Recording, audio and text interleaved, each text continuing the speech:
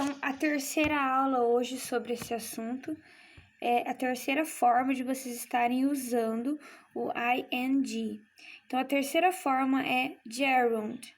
Muitos alunos confundem o gerúndio com o nosso gerúndio em inglês com o gerúndio em português. Mas é importante deixar claro que os seus conceitos abordam coisas diferentes. Então, o gerúndio do português, com as terminações NDO, são mais aceitáveis ao present participle no inglês. Então, essa questão de gerúndio, que no português gerúndio é o NDO, não é verdade? Fazendo, andando, cantando, indo. E no inglês, essa parte de NDO vai ser bem mais aceitável no present participle, que é o quê? Que é a primeira aula que a gente teve, que vocês tiveram lá o NDO, o ING, que dá o sentido de NDO. Vocês lembram? De uma ação que está acontecendo no presente e é relatada ali naquela frase, tá? Então, o gerúndio em inglês não é dessa forma. O gerúndio no inglês é quando nós transformamos esse verbo, um verbo, em um substantivo, ok? Então, segunda parte ali da leitura.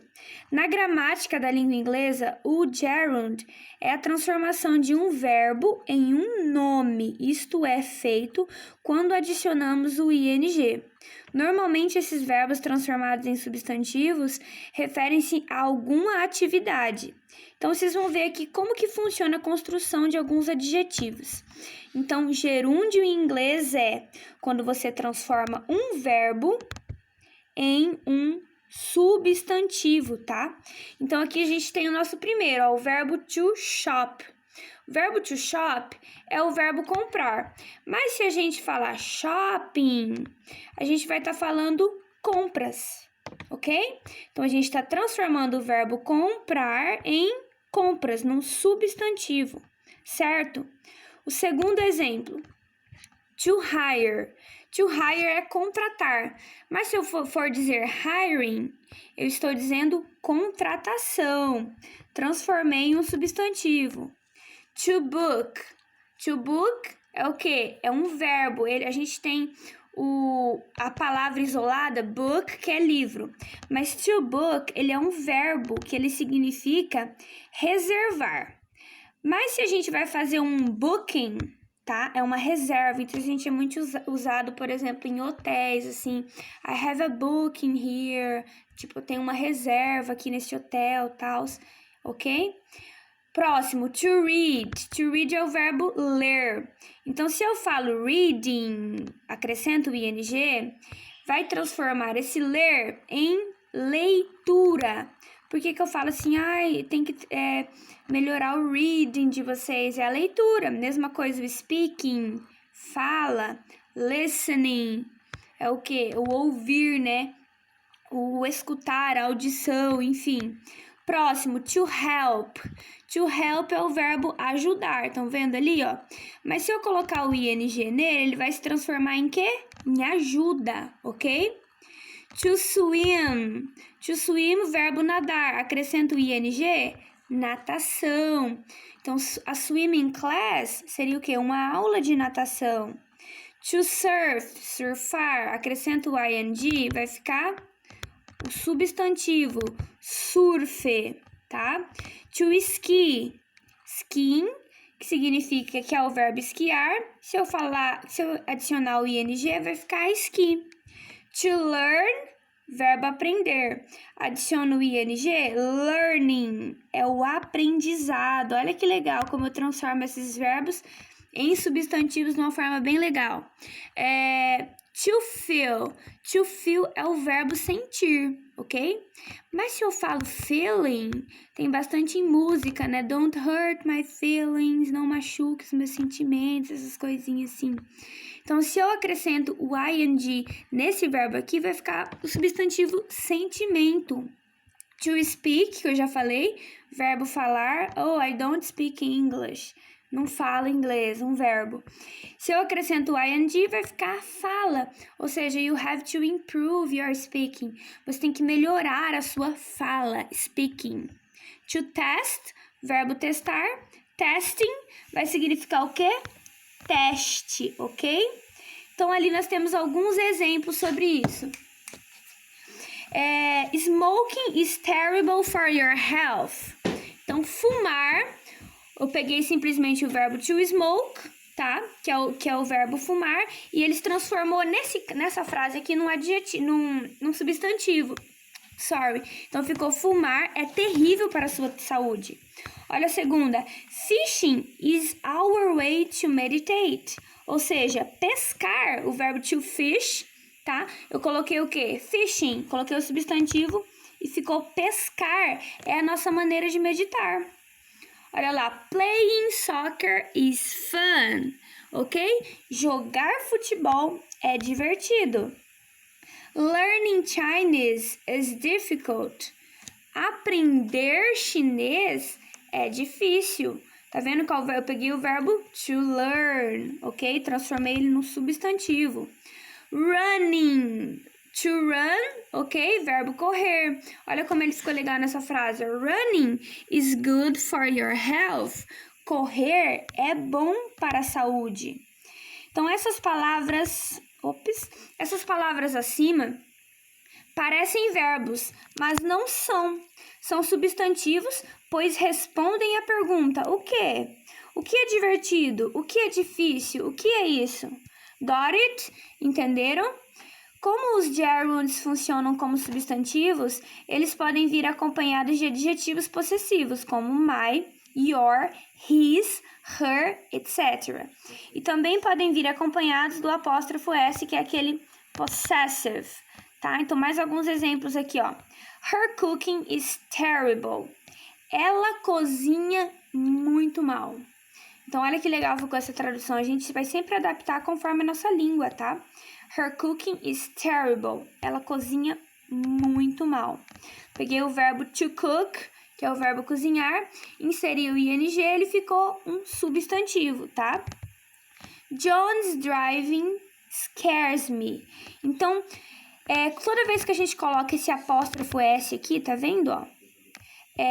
Antes, o que vai estar mostrando isso daqui? Vai estar mostrando que isso que está aqui na frente, essa palavra que está aqui na frente desse apóstrofo S, pertence a essa pessoa, entende? Então, John's driving seria o quê? A maneira que John dirige, o jeito que ele dirige. A gente tem que adaptar aí a nossa língua. Por isso que eu digo assim, que interpretar, a gente tem que parar de tentar traduzir ao pé da letra. Porque se eu fosse traduzir essa partezinha aqui em inglês, ia ficar assim, a dirigida de John. Tipo, não ia ter muito... Não ia combinar com a forma que nós falamos aqui no português. Então, por isso que a gente tem que interpretar e fazer ali a interpretação com a nossa língua, tá? Então, John's driving scares me. Então, a maneira como John dirige, o jeito que John dirige, me assusta, tá? Há também alguns verbos que sempre são seguidos de gerund. Então, esses verbos aqui, quando a gente vai inserir eles numa frase, eles vão sempre ser seguidos do gerúndio depois dele, que o gerúndio em inglês é quando a gente pega um verbo e transforma em um substantivo, tá? Então, ó, admit, avoid, be, worth, can't help, can't stand, consider, deny, enjoy, imagine, risk, keep, finish, miss, etc. Observe os exemplos. He admitted stealing her purse. Então, olha só. Toda vez que a gente vê, tá vendo o verbo admit aqui, ó?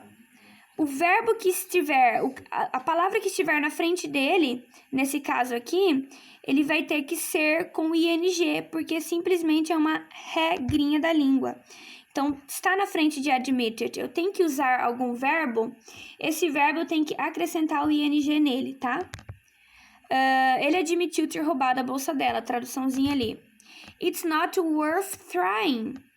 Não vale a pena tentar. Então, se não tivesse essa regra, essa frase ficaria como? It's not worth to try, que é a forma normal que vocês aprenderam. A gente põe o to para separar os dois verbos, não é verdade? Vai ficar worth to try, certo? Só que nesse caso aqui, como é o verbo worth, o que está na frente dele vai ter que ser dessa forma, tá? Com ing. Esse aqui é o vídeo maior que vai ficar, tá bom, gente? I can't help falling in love with you. É impossível não me apaixonar por você. Ó, tá vendo? O que vem na frente vai ter que ser com ing. Can you imagine having to work on Sundays? Você consegue imaginar ter que trabalhar no domingo ou nos domingos? I can't see you like this. Então, ó, I can't stand. Então, está na frente de stand, de suportar, tem que colocar também o ing na frente. Não vou fazer aquele esqueminha com o to see, colocar o to e separar os dois. Eu preciso adicionar o ing. Have you considered moving to another city? Então, ó, também, porque na frente do verbo consider, o que vem aqui eu preciso colocar o ing. Do you enjoy cooking? Então, não ficaria assim, do you enjoy to cook? Porque na frente do verbo enjoy, como tem lá em cima naquelas regrinhas, inclusive essa regrinha aqui dos verbos que precisam de ing, ó, isso daqui vocês copiem no caderno, tá bom? Ó, rapidinho aí, ó. Beleza? Dá uma pausa e copia. Na frente desses verbos vai ter que ser ing, não vai ser aquela regrinha do to para separar os dois verbos que eu sempre falo para vocês, tá? Ok. He would never risk losing his job. Ele nunca arriscaria perder seu emprego. You have to keep trying. I enjoy reading. Então, I enjoy to read, a gente acharia que seria, por causa desse detalhe, não vai ser, tá? I miss watching TV all day. Ok, galera. Você também pode verificar casos em que os dois verbos diferentes aparecem, que é um A, tá? Vamos ignorar. Em sequência, usando o ing ou o to. Então, o jeito que vocês aprenderam na sala, que eu sempre falo para vocês, que precisa por o to para separar dois verbos, não é verdade? Nesse caso aqui, tem verbos que não vai ter uma regra fixa. Pode usar tanto o ing depois ou to, tá? Então, vamos lá. Não existe uma regra fixa para isso. Mas alguns verbos, como é o caso de want, exigem um infinitivo, ou seja, o uso do to, que é o que vocês sempre fazem na sala. I want to drink, tarará, eu quero beber.